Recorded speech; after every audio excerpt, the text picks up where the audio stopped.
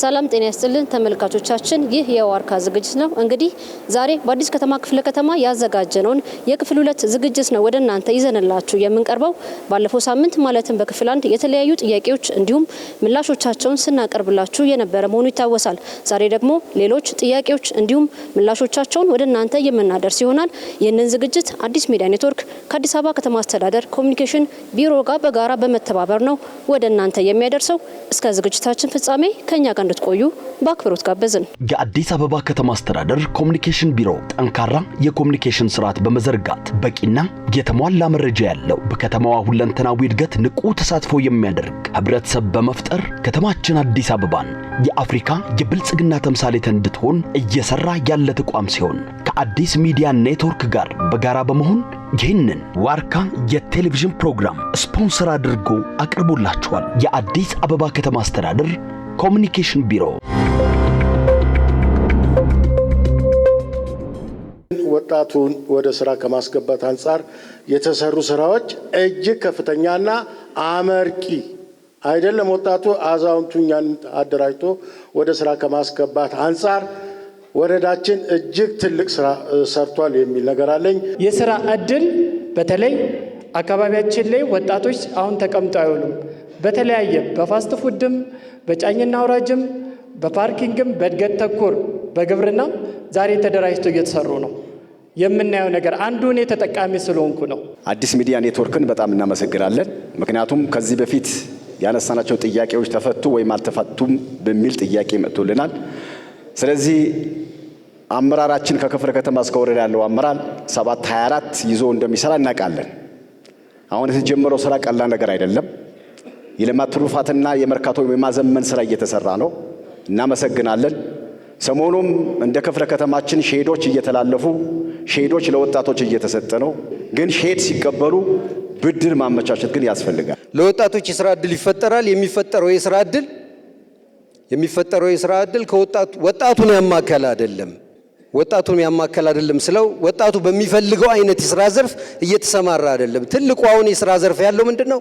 ፓርኪንግ፣ ጫኝና አውራጅ፣ ተራ ማስከበር። ይሄ ልጆቹን ካሉበት ትንሽ ፈቀቅ ሊያደርግ ይችላል። ምናልባት በልቶ ከማደር ያለፈ ነገር ስላልሆነ ይሄም ነገር እንዲታሰብበት ነው።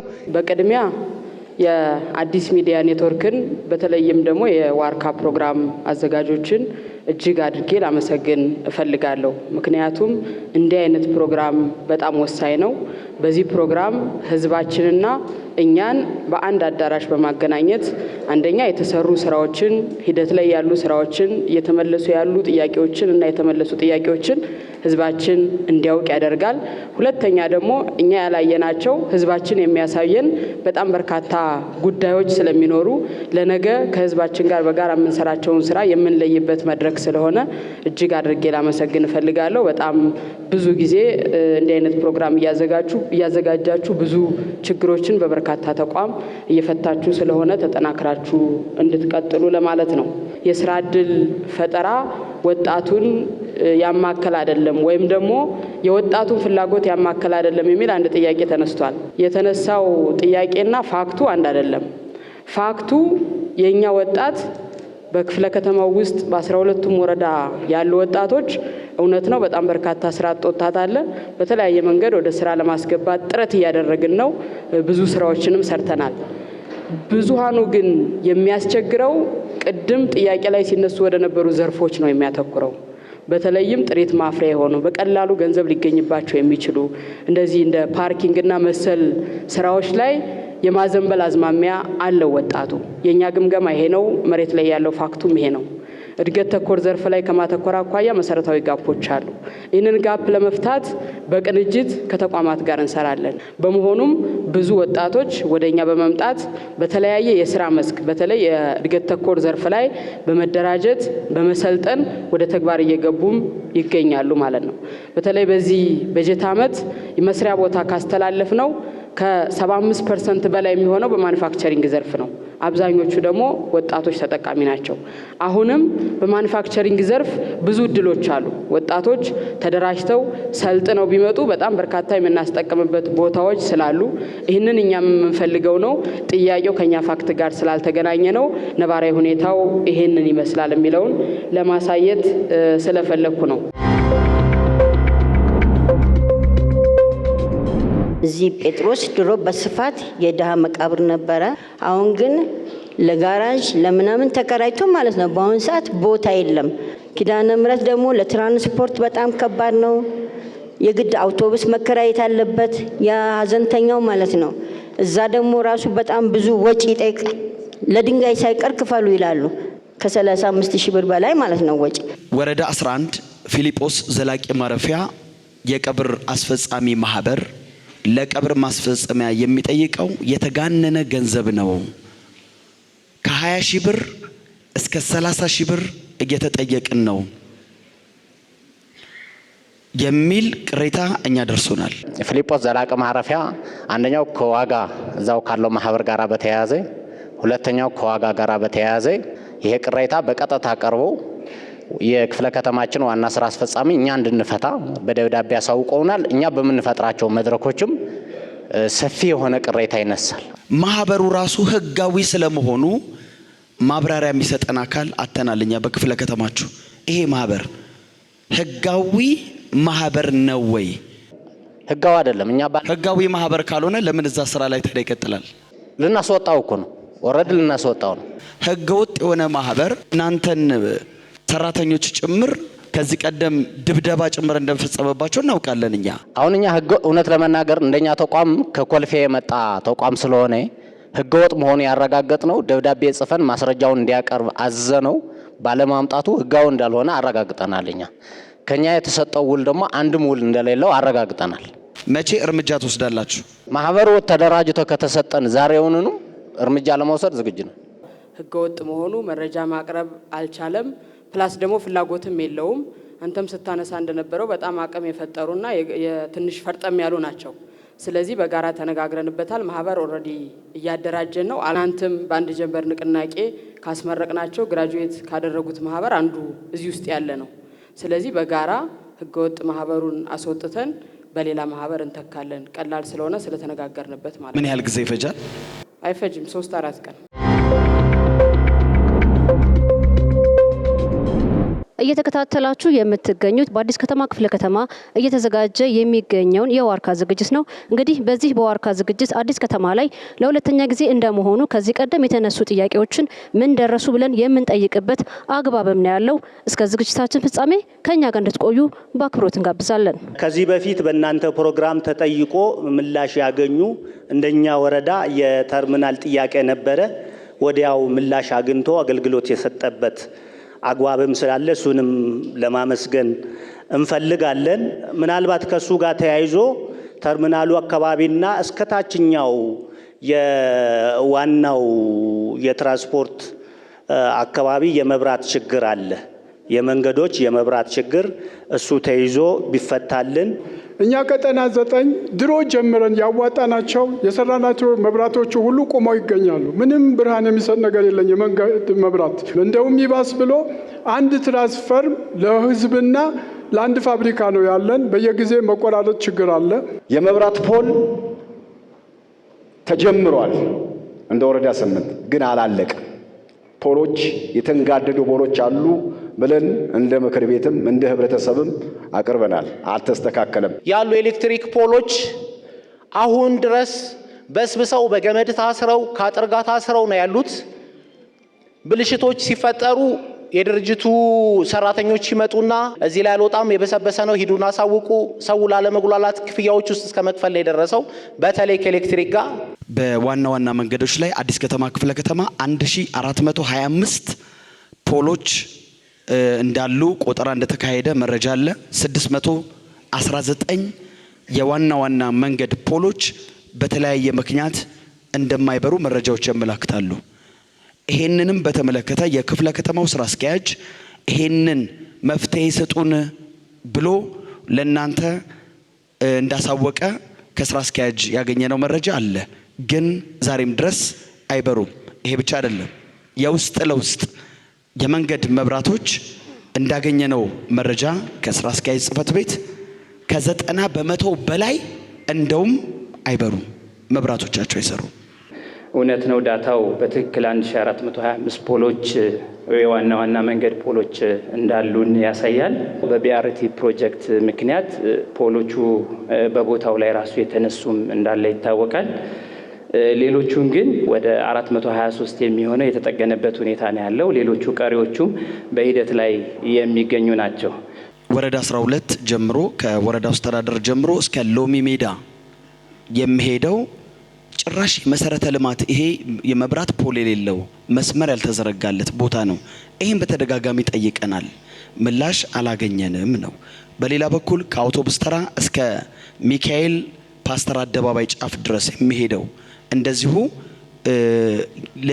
በጣም በርካታ እንቅስቃሴ የሚበዛበት ቦታ ስለሆነ እንደው በልዩ ትኩረት እንኳን ብለን ጠይቀናል፣ ምላሽ አልተሰጠንም ነው። የቢአርቲ የመንገድ ፕሮጀክቱን አነሱልን፣ እኛም ሄደን ያየነው በእርግጥ ለዚሁ ለመንገድ ፕሮጀክት ሲባል ቆጣሪዎች መነሳታቸውን አይተናል። ይሄ መንገድ ፕሮጀክቱ እስከሚጠናቀቅ ድረስ መብራቱን ማብራት ቆጣሪዎቹን መመለስ ለምን አልተቻለም? ወረዳ 12ቱ ያው ቅድምም ከመድረኩ እንደተገለጸው ምንም አይነት መሰረተ ልማት የሌለው ነው። ስለዚህ እነዚህ ምንድነው የሚደረገው? እንደነዚህ አይነት ቦታዎች በከተማችን ውስጥ አሰስመንት የተሰራላቸው አሉ። አሰስመንቱ ተሰርቶ በእኛ ቢጠናቀቅም ከፕላን ኮሚሽን ጋር በጋራ በመሆን በቀጣይ ምክንያቱም ኢንቨስትመንቱ በጣም ሀይ ነው፣ እንደዚህ እንደምናስበው የሚሰራ አይደለም። ያንን ለማድረግ ቀጣይ ከማስተር ፕላን ጋር የማስማማቱና በምን መልኩ እንደሚሰራ የሚቀመጡ አቅጣጫዎች ስለሚኖሩ በዛ ውስጥ የተያዙ በርካታ መንገዶች አሉ። እንደ አዲስ ከተማ ክፍለ ከተማ ስፔሲፊካሊ ስናነሳ ማለት ነው። ስለዚህ በዛ ውስጥ አካተን የምንሰራቸው ነው የሚሆኑት ነው። በዚህ በኩል የቢአርቲው ጋር ግን ያለው ስቲል እስካሁን ድረስ የተለያዩ ኮንፊሽኖች ነው ያለው። በዚህ ፕላኑ የተቀየረበት ሁኔታ ነው ያለው።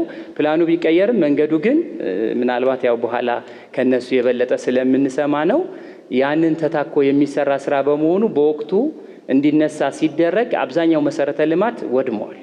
ስለዚህ ያንን እንደ አዲስ መተካት ስለሚያስፈልግ ይሄ በራሱን ችሎ የሚሄድበት ሁኔታ ስላለ ነው። እነዚህ በተለይ 3 ቦታዎች ላይ ስፔሲፊክ የሚነሱባቸው ቦታዎች ላይ ያለው ሂደት ይሄ ነው። እነዚህ ከተስተካከሉ መሰራት ያለበት ስራ ለመስራት እኛም በበጀታችን ውስጥ አካተን የምንሰራቸው ይኖራሉ። ከዚህ ውጭ ግን እንደ አዲስ ከተማ በርካታ ቦታዎች ላይ በርካታ ስራዎችን የሰራንበት ሁኔታ ነው ያለው። ከውስጥ ለውስጥ ጋር ተያይዞ ያው ከዚህ በፊት ጥገናውን የሚያከናውነው በኢትዮጵያ ኤሌክትሪክ አገልግሎት በኩል የነበረ ነው። ነገር ግን አሁን ከነሱም ጋር የቆጠራና የርክክብ ስነ ስርዓቶች እየተከናወኑ ነው ያሉት። በአሁኑ ሰዓት ላይ የቆጠራው ስራ ተጠናቆ አልቋል።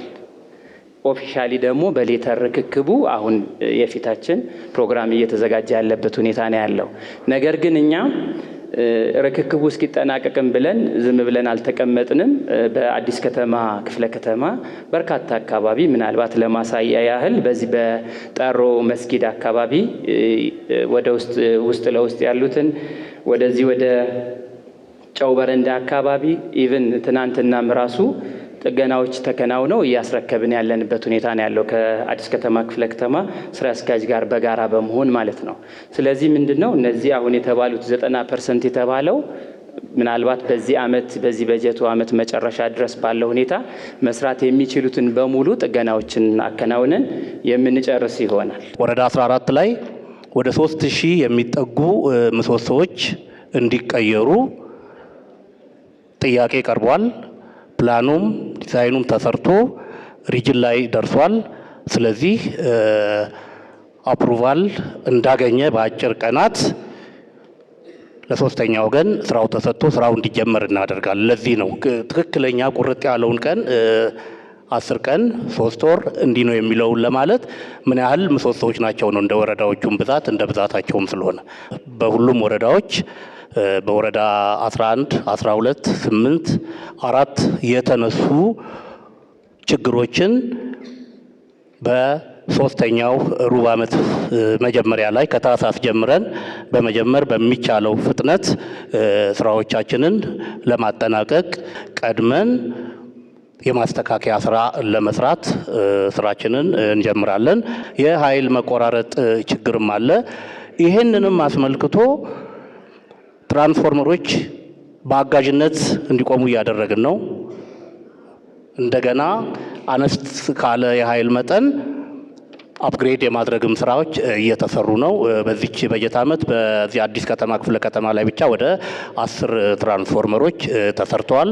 ቀጣይነት ይኖረዋል። የህብረተሰቡን ችግር እግር በእግር እየተከታተልን መፍትሄ ለመስጠት እንጥራለን። መንገድ ቀጠና 6 ወረዳ 12 ቀጠና 6 የሚለው ወደ ስላሴ ቤተክርስቲያን የሚወስደው መንገድ በከፍተኛ ሁኔታ የተበላሸ ደረጃውን የጠበቀ አይደለም። ከባባድ መኪናዎች በዛ በኩል ያልፋሉ። ከሚኬላንድ ወልዴ በረካ ያለው መንገድ ዛሬ እየዳሰስ ነው እንገኛለን። ምክንያቱም ሙሉ በሙሉ አልቆ ወደ ሬንጅ መልበስ ደርሷልና ይሄ ራሱ ትልቅ እፎይ የሚያስብል ነው። ኮካ መሳለሚያ መንገድ ጋር ተያይዞ ረጅም ጊዜ የቆየው ነውና ይሄ በደንብ ተይዞ ትኩረት ተደርጎበት ቢሰራ። የወረዳው አስተዳደር እንደኛ ወረዳ 8 ቤቶች አፍርሶ አስጠግቶ ወሰን አስከብሮ ቁጭ ብሏል። ከመሳለማ የኮካ መንገድ ይሄ ወይም ሰዎች አልተጠቀሙበትም ወይም መንገዱ አልተሰራም።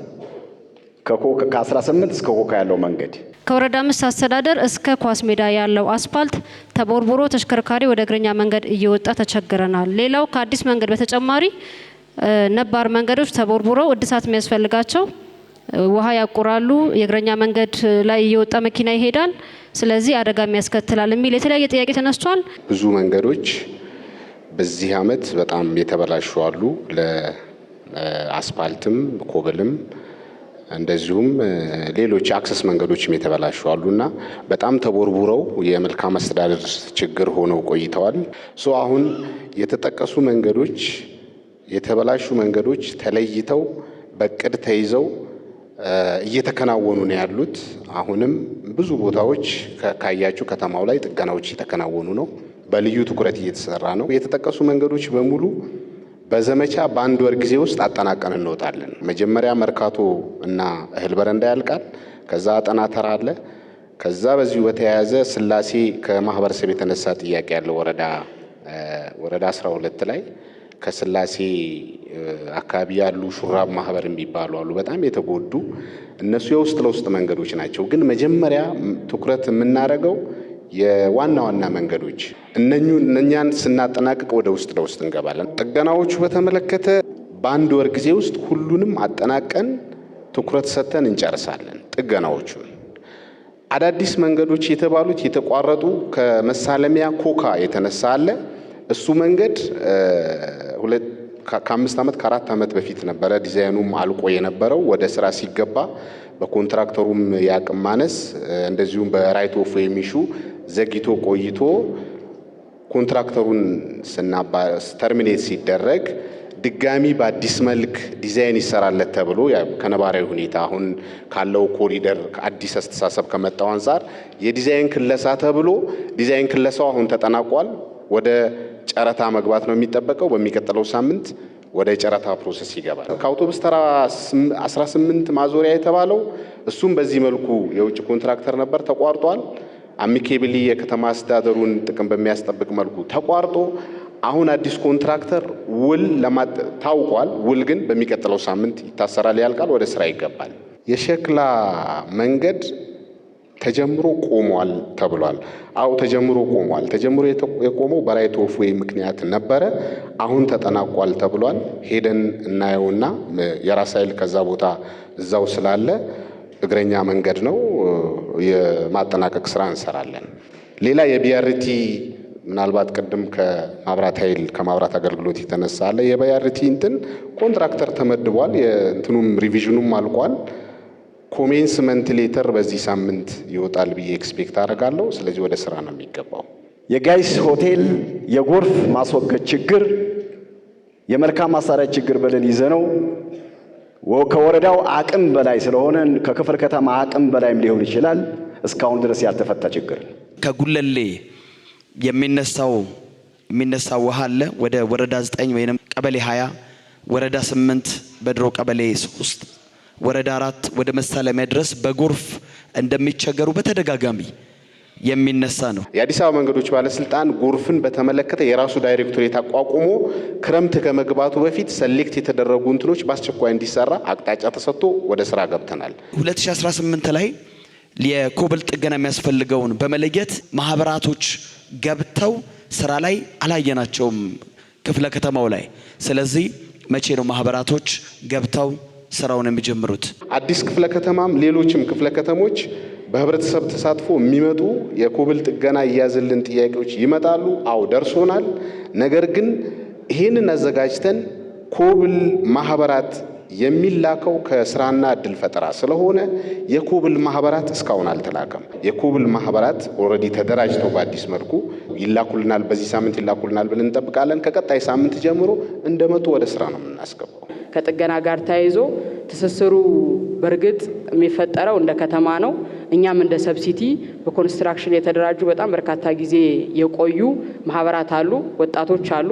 ለከተማው ልከናል። የኛም ጥያቄ ነው ማለት ነው። ስለዚህ በዚህ መሰረት አግሬሲቭሊ አንድም የተበላሹ የተጎዱ መንገዶች ተጠግነው ለህብረተሰቡ አገልግሎት የሚሰጡበት ነው።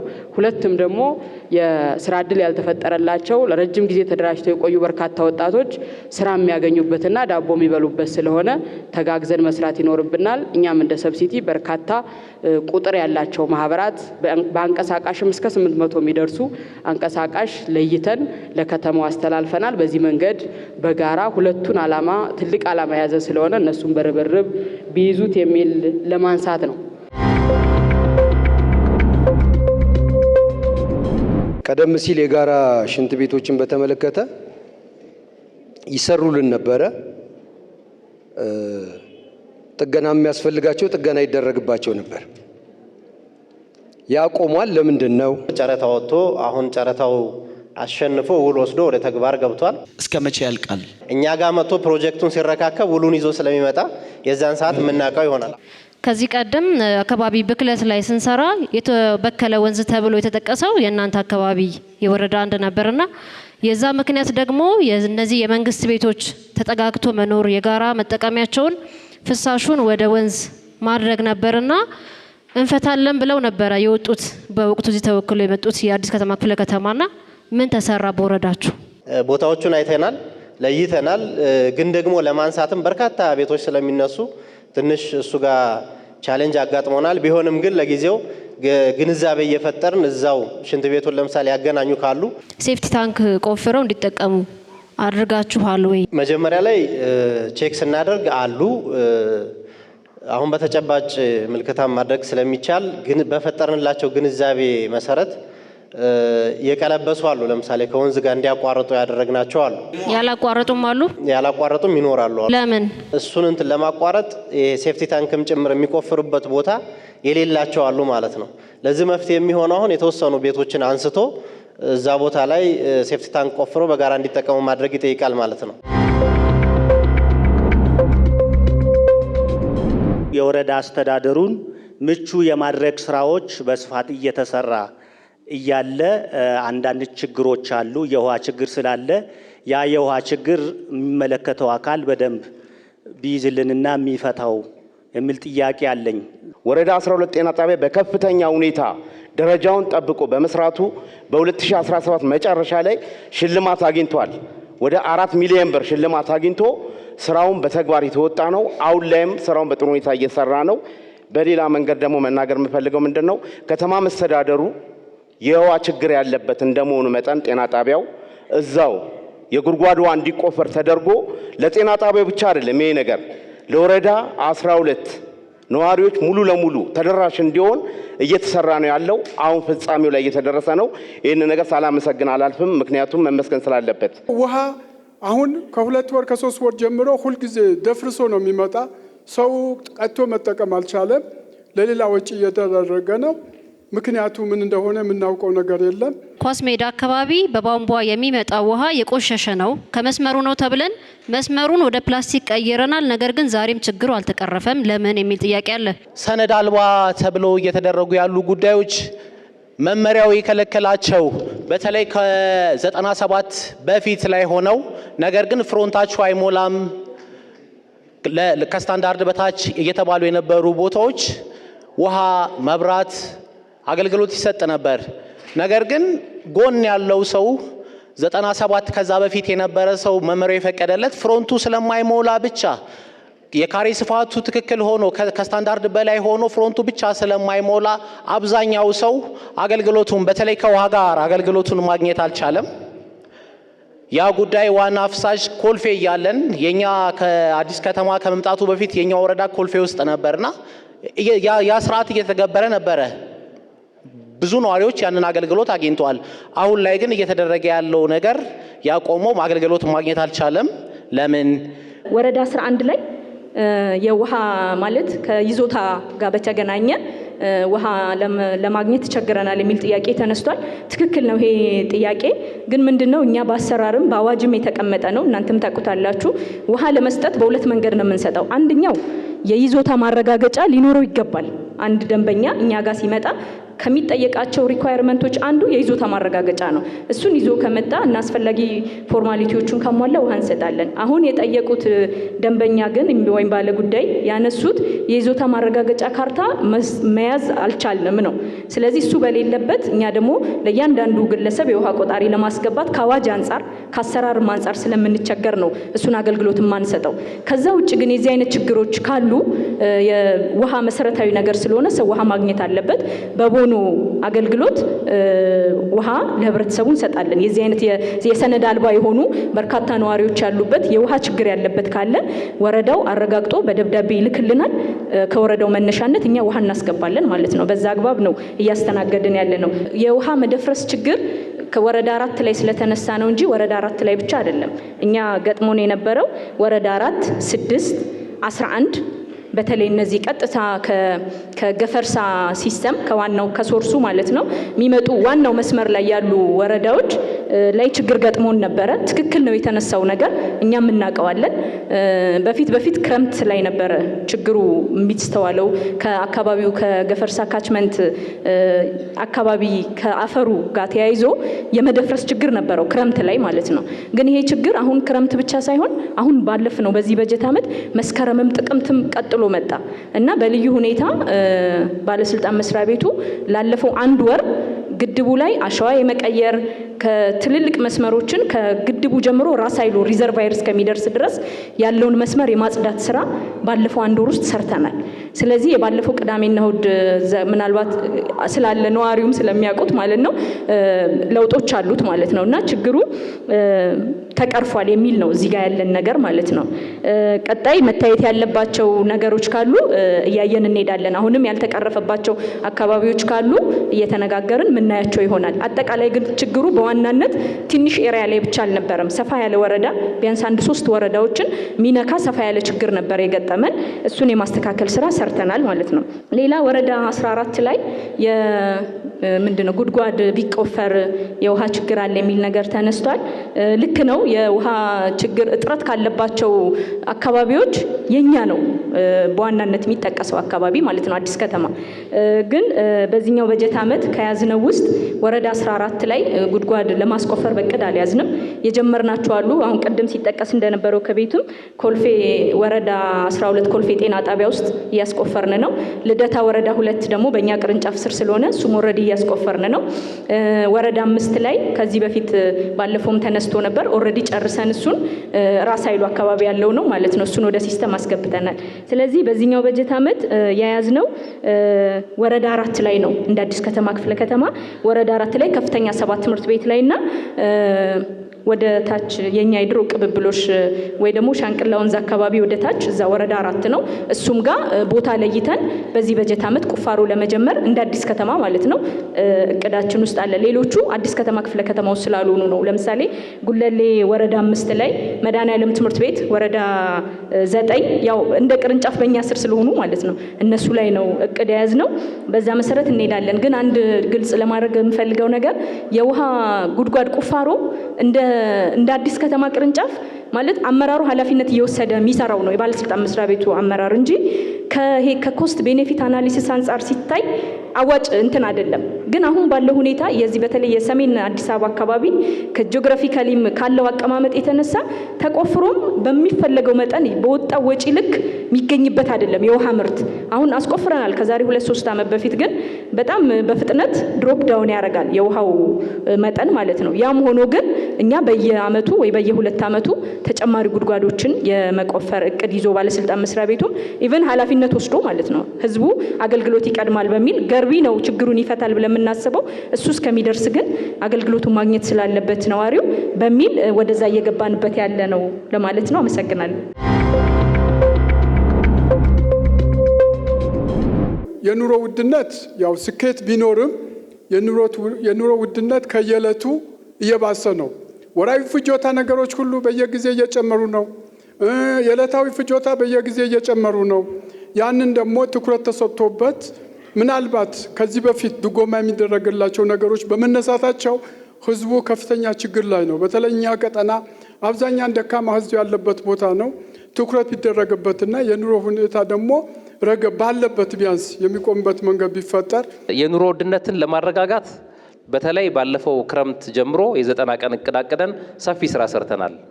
ሸማቾች የህብረት ስራን ለማጠናከር አቅማቸውን ለማጎልበት ስቶክ እንዲይዙ ለማድረግ በተለይ መሰረታዊ የሚባሉ ፍጆታዎች ህዝቡ በቀላሉ እንዲያገኝ ለማድረግ 24 አካባቢ በሚሆኑ የሰንበት ገበያዎች ህብረተሰቡ በቀላል ዋጋ ምርቶችን እንዲያገኝ የኢንዱስትሪ ምርቶችን የግብርና ምርቶችን በአካባቢው እንዲያገኝ ለማድረግ ጥረት አድርገናል። እዛ ላይ ጉድለት የለም ማለት አይደለም። የሚቀርቡ ምርቶች ለምሳሌ እንደ ሽንኩርት፣ ቲማቲም የመሳሰሉት አመራር ሲሄድ የሆነ መዋቅር ሲሄድ የሚያየው የተሻለውንና የኛ ቁጥጥር ባለሙያዎች ዞር ሲሉ ደግሞ የሚቀርበው ሽንኩርት ጥራቱ ያነሰ ትንሽ ችግር ያለበት የመሳሰሉ ነገሮችን እየፈተሽን እያረምን ይሄ እንግዲህ በአንድ ጀንበር በአንድ ወር በአንድ በጀት ዓመት የሚስተካከል አይደለም። ከአመለካከትም ጋራ ህዝብን ከማክበር ከመታመን ጋራ የሚያያዝም ጉዳይ ስለሆነ በጣም ኮንቲኒየስ የሆነ ስራ የሚጠይቅ ነው። ግን በዚህ ሁሉ ሂደት ውስጥ በተለይ አዲስ ዓመትን በተሻለ መረጋጋት ከዛ በላይ ዋጋ እንዳይሰቀል ለማድረግ ያደረግናቸው ጥረቶች የጤፍ ዋጋ ምን ያህል እየጨመረ እንደሆነ እዚህ ያለው ሰው በሙሉ የሚረዳ ነው።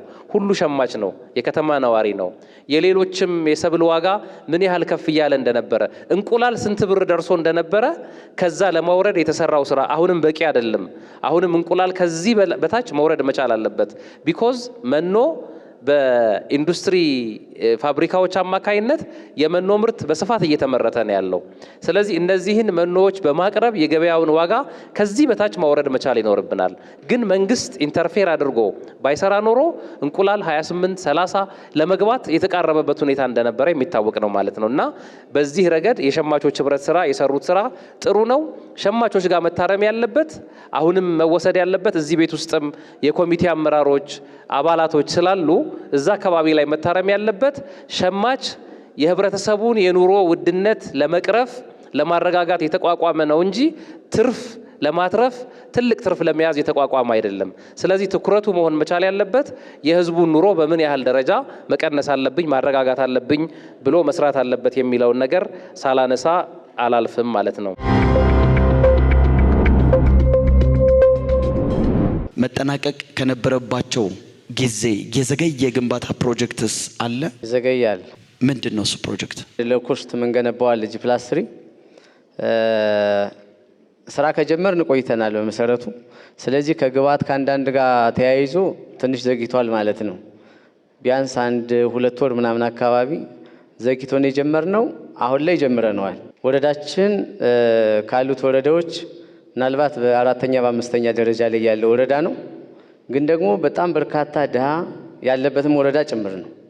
ስለዚህ የተወሰኑ ቀጠናዎች ወይም የተወሰነ ነባር ቀበሌ ካልሆነ በስተቀር አብዛኛው ወረዳው ያለው እህል በረንዳ ነው።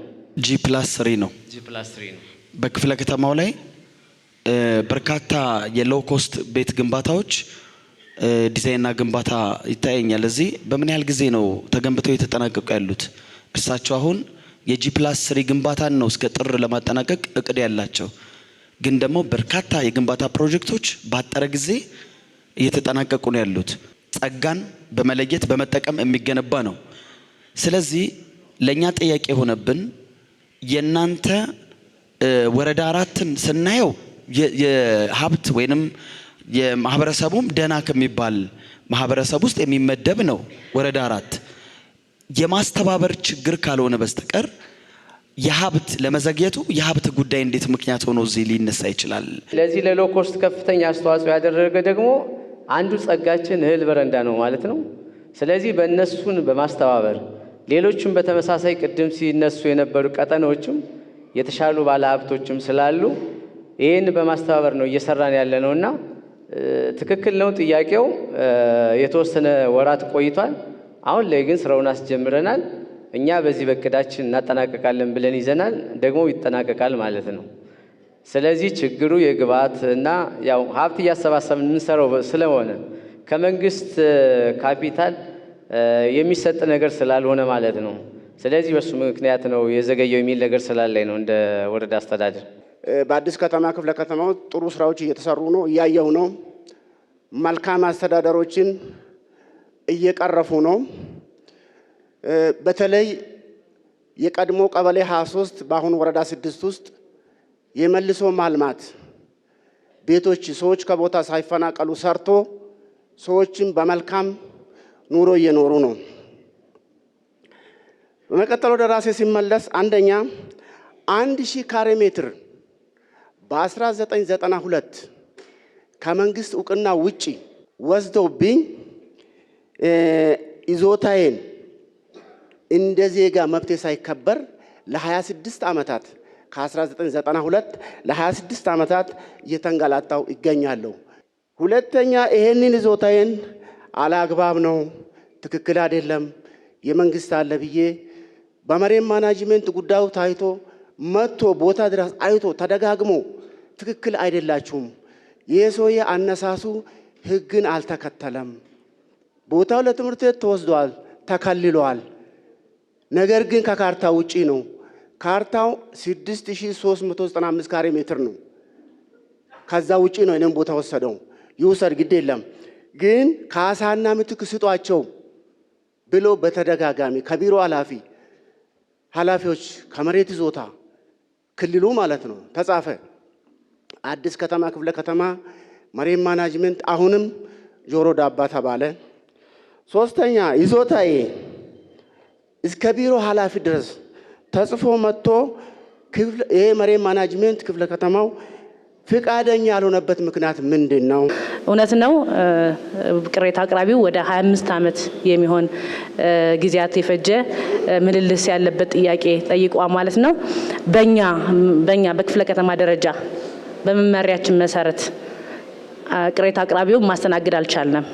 አሁን ባለው መመሪያ ማስተናገድ አልቻልንም እና ወደ ማዕከል እሱንም ያመላከትንበት በአግባብ አለ። በደብዳቤ አሳውቀናል። ስለዚህ ማዕከልም ይህንን ጉዳይ በመገንዘብ መመሪያው አለመሰራት ማለት ሊያሰራ ስላልቻለ መመሪያው ማለት ካሳና ምትክ ማለት ከካሳና ምትክ ጋር ተያይዞ የሚጠቅሰው መመሪያ 79/2014 አንቀጽ 9 ስለ ምትክና እንዲሁም ደግሞ ካሳ አሰራራለሁ ማለት ነው። ስለዚህ በዛ መልኩ መመለስ ስላልቻልነ ስትራቴጂክ የሆነ ውሳኔ እንዲወሰንበት ለማዕከል አሳውቀናል። ስለዚህ ማዕከልም ይህን ችግር በመገንዘብ የክፍለ ከተማውን ኃላፊ እኔን ጨምሮ ሌሎች የቢሮ ኃላፊዎችን 4 ሰዎችን በማዋቀር ወደ ተግባር ገብቷል ማለት ነው። ስለዚህ በ15 ቀን በቀደመ የሚመለስ ይሆናል ማለት ነው የእሳቸው ቅሬታ ማለት ነው። ጸጥታችን፣ ፖሊሶቻችን፣ የጸጥታ አካል በሚገባው ልክ ይጠብቃል፣ ሙሉ እምነት አለኝ። ነገር ግን በዚህ በውንጌት አደባባይ አካባቢና ከውንጌት ባሻገር ድንበር ላይ ነው ያለነው ከጉለሌ ክፍለ ከተማ ጋር። እዚህ ያለው ደግሞ አዲስ ከተማ ነው። ጉለሌ ክፍለ ከተማ ከመንገዱ ጠርዝ ጀምሮ ጉለሌ ነው። ነገር ግን እዛ መንገድ ጠርዝ ላይ አንድ የተከፈተ ቱቦ አለ፣ በጣም ሰፊ ቱቦ። ለበርካታ ጊዜ ቀማኞች ከእናቶች ላይ ቦርሳ ይቀሙና እዛ ጉድጓድ ይገባሉ። አሁንም ያቅማ አልተቋረጠም። በየወረዳው የሰላም ሰራዊት አለ።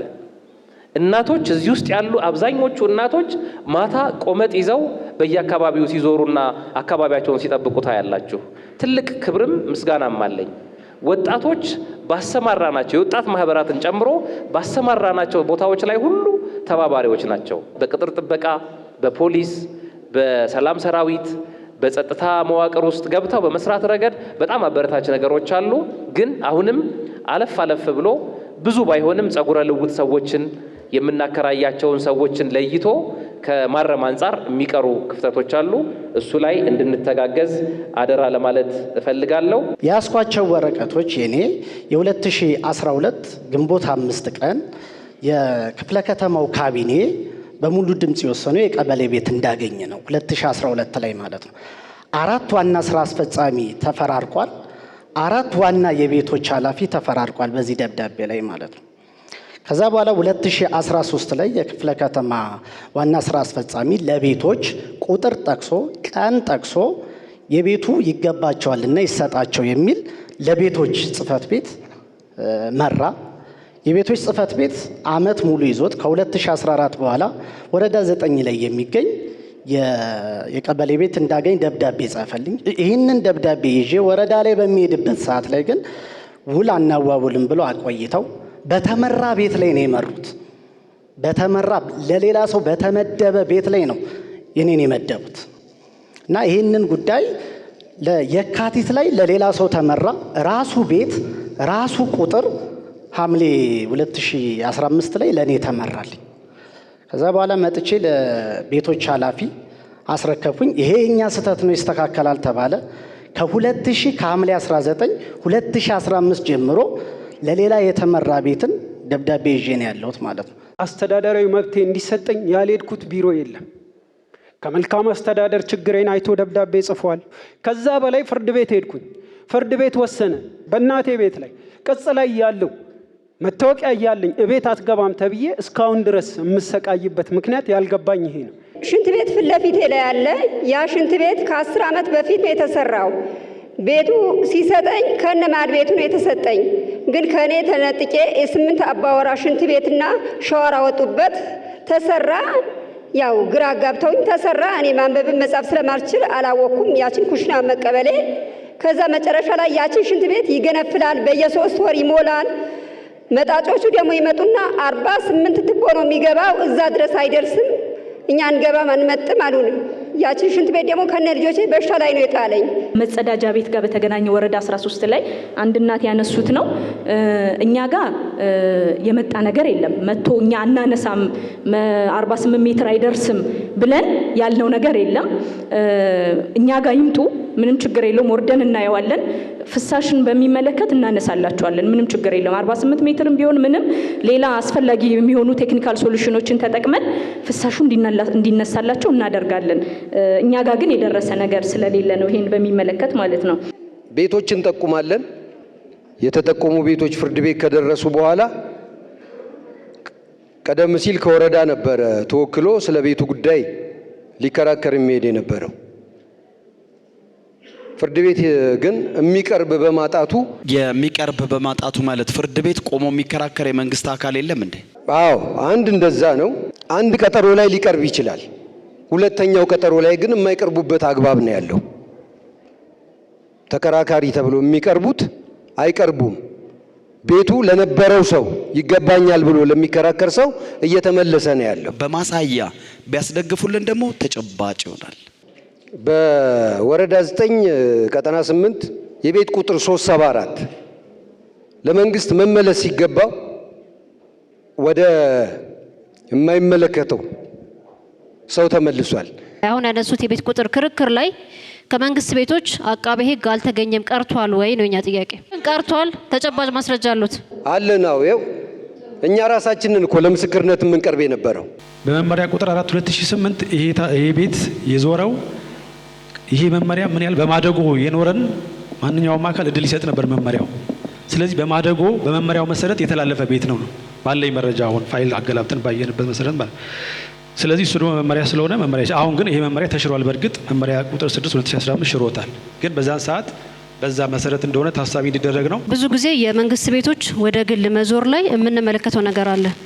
ከቤቶች አስተዳደር አቃቤ ሕግ ይቀራሉ የሚል ነገር እንሰማለን። አሁንም ቤቱ ላይ ተነስቷል በነዋሪዎች ማለት ነው። ከአቃቤ ሕግ ደግሞ አይ በቂ መረጃ ከቤቶች አስተዳደር አናገኝም የሚል ነገር አለ። ይሄንን አቶ ሮቤሉም እዚህ ታዩኛል፣ የአቃቤ ሕግ ኃላፊ ከርሶም ምላሽ እንፈልጋለን። አሁን ላይ ባለው ደረጃ ፍርድ ቤትና ቤቶች አቃቢያነ ሕግና ቤቶች እጅግ በጣም በጥሩ ሁኔታ ተናበን ነው የምንሰራው። እያንዳንዷን ኬዝ በኬዝ እያየን ቀጠሮ እያየን በተለይ እንደውም አሁን ወረዳ ከመጣጠፍ ጋር ተያይዞ ትንሽ ቻሌንጅ ገጥሞ ነበር። ፋይል በአግባቡ ያለ ማግኘትና ፋይሎችን የማወራረስ ስራ ትንሽ ጊዜ ፈይቶ ነበርና ከዛ ጋር ተያይዞ የሚገርመው አቃቤ ፍትህ ጽሕፈት ቤቱም ፍርድ ቤቶቹም ተባብረውን ቀጠሮ የማራዘም ስራዎች ሁሉ በጋራ ተናበን እየሰራን የመንግስት ሀብት አቢዩዝ እንዳይደረግ። ከዛ ውጭ ግን ምላሾች በአግባቡ ካልተመለሱ አስጠቂ ከሆኑ የጋራ ግሩፕ ፈጥረን እየተናበብን ነው የምንሰራው። ብዙ ቤቶች የመንግስት ቤቶች ወደ ግል የዞሩበት ጊዜ ነበር ከዚህ ቀደም ፕሮግራም ስንሰራ። አሁን ላይ ያ ነገር ምን ደረጃ ላይ ነው ያለው? ችግሩ ካለስ ምንድነው?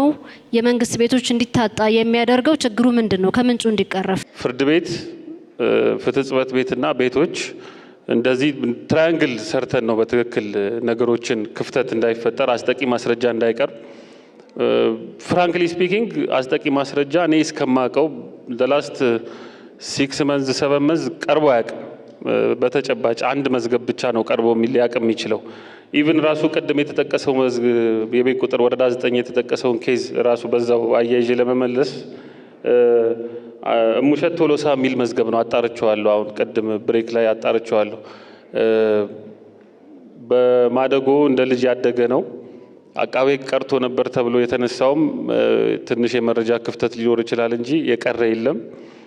ሲቀጥል ደግሞ በድሮ መመሪያ ቤቱን ተከራይተው ውል ኖሯቸው ሲኖሩ የነበሩ ግለሰብ በሞቱበት ጊዜ የነበረውን መመሪያ ሪፈር አድርጎ ነው ውሳኔ የተሰጠው። አዲሱ መመሪያ ባይፈቅድም የድሮ መመሪያ ግን ይፈቅዳል የሚል የሕግ ትርጉም ተሰጥቶበት የተሰጠ ውሳኔ እንጂ ቀርቶ ወይም ምስክር እንደዚህ ተደርጎ የተሰጠ አይደለም። ለመረጃ ያግዛል ብዬ ስለማስብ ነው። ሌላው አንድ ማንሳት የምፈልገው ነገር ምንድነው፣ ይሄ ቅድምም ሲነሳ ነበር ስለ አጎራባች ምስክሮች መመሪያው ቢቀር ይሻላል ብለው አንድ አስተያየት ሰጪ ነበሩ። ክርክር ላይ ፍትሐብሔር ክርክር ላይ እንግዲህ ከሳሽም ተከሳሽም የራሱ ምስክር ቆጥሮ ይከራከራል። ምስክር አለ፣ እነሱ ነው የሚሰሙት። አጎራባች ምስክር የሚለው ኢን ዘ ፈርስት ፕሌስ ከፍትህ ቢሮ ጋርም በከተማ ደረጃ በፍርድ ቤትም ኮሚኒኬት ማድረግ አለብን ብለን የተነጋገር ነው። የህግ ግራውንድ የለውም። አጎራባች ምስክር ግን ፍርድ ቤት መብቱ ስለሆነ ይቅረቡ ብሎ ከጎረቤት ከዛ ከዚህ 9 ምስክር ድረስ የቀረበበት መዝገብ አለ። ማቋውን አጎራባች ጎረቤቶች እና ያው ያለን የማህበረሰብ ትስስር አለ፣ ብዙ አይነት ነገር አለ። ግን ቤት ውስጥ የማይኖሩ ሰዎች እንደሆኑ እየታወቀ ለሌላ ሰው እያከራዩ መሆኑ እየታወቀ ብዙ ነገር እየታወቀ ያለ አግባብ ይመሰክራሉ። የቤት ጥያቄ በከፍተኛ ሁኔታ እያነሳ ነው። የራሱን ድርሻ መወጣት አለበት ብዬ አስባለሁ። ወደ ግል የመዞር ነገር የቀረ ነው የሚመስለኝ። የለም ያ ኦፖርቹኒቲ አሁን ብዙ ነገር የለም። በፊት ነው የነበረው። እሱንም እንደውም የማስመለስ ነገሮች ያው አክቲቪቲ ነበር። ከዚህ በፊትም የነበረው ዶክመንተሪ የተዘጋጀ ጊዜም አይታችሁታል ብዬ አስባለሁ። እና አሁን ወደ ግል የማዞሩ ነገር ወደ ዜሮ ደርሷል ብዬ ነው የማስበው። እንደዛም ነው ያለው ሁኔታ ለማለት ነው። የክፍለ ከተማ አስተዳደሩ በዝቅተኛ የኑሮ ደረጃ ላይ ላሉ ነዋሪዎች ቤት ይሰራል።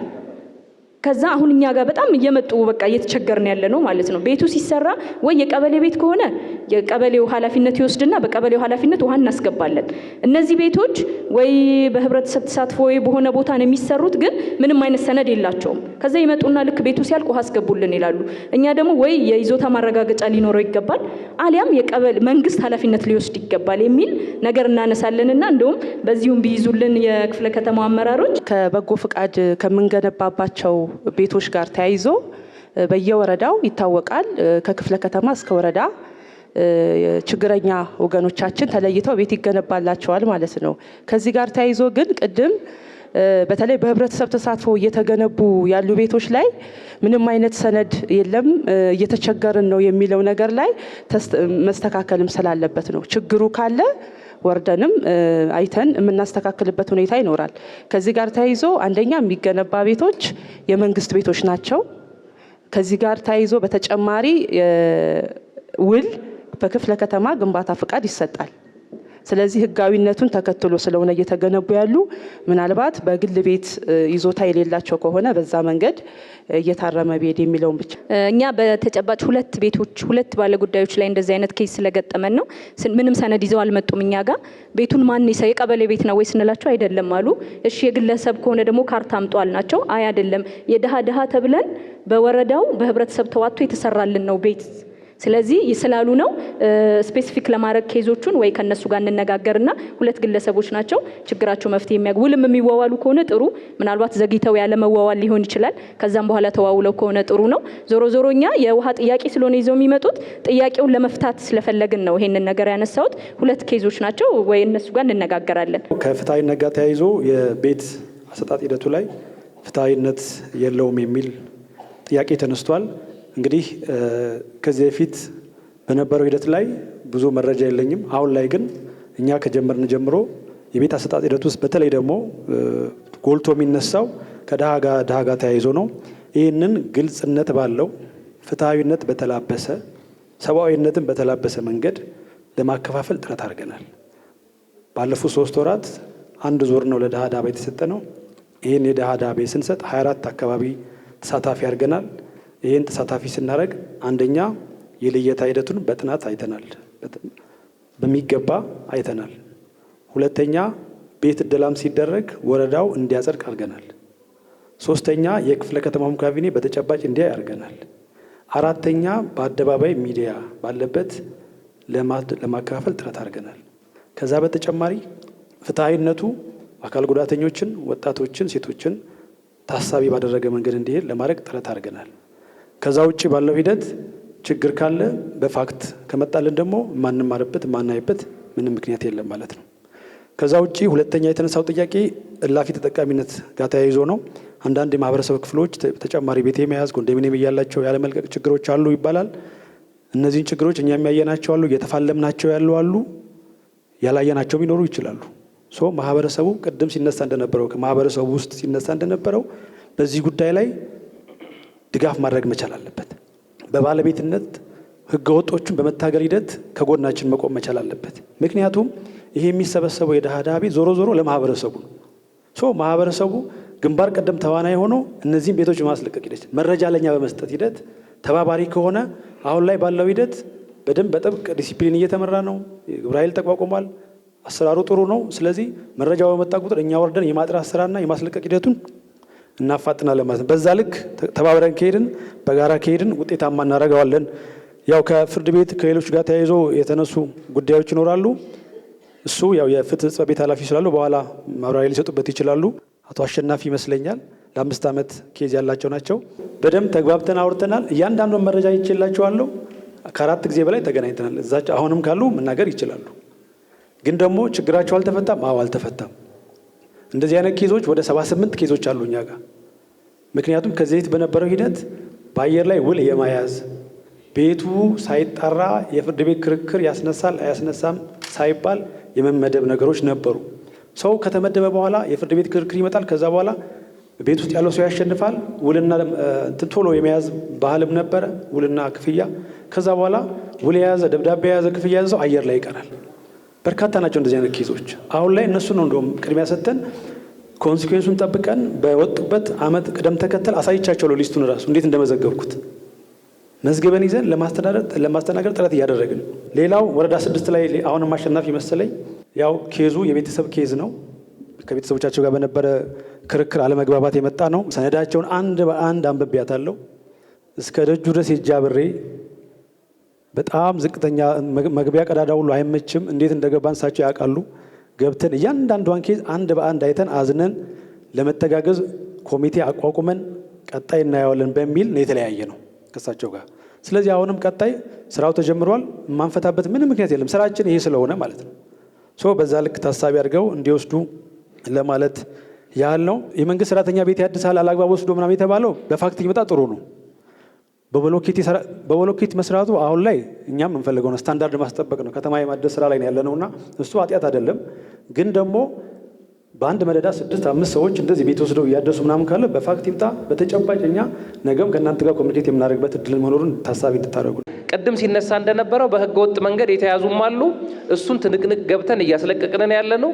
የተለቀቀውም የድሃ ድሃ አለ፣ በጣም ለችግር የተጋለጡ አሉ፣ የሚገባቸው ሰዎች አሉ። በዛ መንገድ ነው። ከፍትሃዊነት አንጻር በተጨባጭ የሚመጣ ነገር ከሌለ በስተቀር በዚህ ዓመት አንድ ሲንግል ቤት ለግለሰብ አልሰጠንም። እኔ ሳላውቀው የሚተላለፍ ቤት ስለሌለ ማለት ነው። ካለም እታረማለሁ፣ ኃላፊነት ወስዳለሁ።